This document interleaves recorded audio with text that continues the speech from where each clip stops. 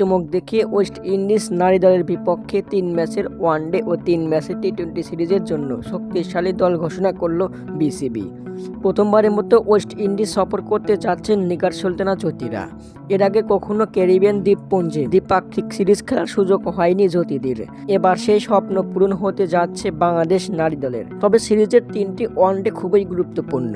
উইন্ডিজের বিপক্ষে one day series জিতলেই সরাসরি one day বিশ্বকাপের মূল পর্বে যাওয়ার টিকিট পেয়ে যাবে নিগার সুলতানা জ্যোতিবাহিনী। আগামী 14 জানুয়ারি সেন্ট কিটসে পা রাখবে জ্যোতিবাহিনী। এরপর 19 জানুয়ারি থেকে শুরু হবে দু দলের 3 ম্যাচের ওয়ানডে সিরিজে বাকি দুটি ওয়ানডে হবে 21 ও 24 জানুয়ারি। ওয়ানডে সিরিজের পরে শুরু হবে দু দলের 3 ম্যাচের টি-20 সিরিজ। 27, 29 ও 31 জানুয়ারি হবে দু দলের 3 ম্যাচের টি-20 সিরিজ।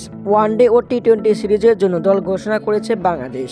16 সদস্যের স্কোয়াডে থাকছে যারা: নিগার সুলতানা জ্যোতি অধিনায়ক, নাহিদা আক্তার সহ অধিনায়ক, মুর্শিদা খাতুন, দিলারা আক্তার, শারমিন আক্তার সুপ্তা, সুবহানা মুস্তারি, স্বর্ণা আক্তার, লতা মণ্ডল, রাবেয়া খাতুন, ফাহিমা খাতুন, ফারজানা হক পিঙ্কি, তাজ নেহার, সঞ্জিতা আক্তার মেঘলা ও মারুফা আক্তার। দর্শক, আপনাদের মতামত কি কমেন্টের মাধ্যমে জানিয়ে দিন। ধন্যবাদ।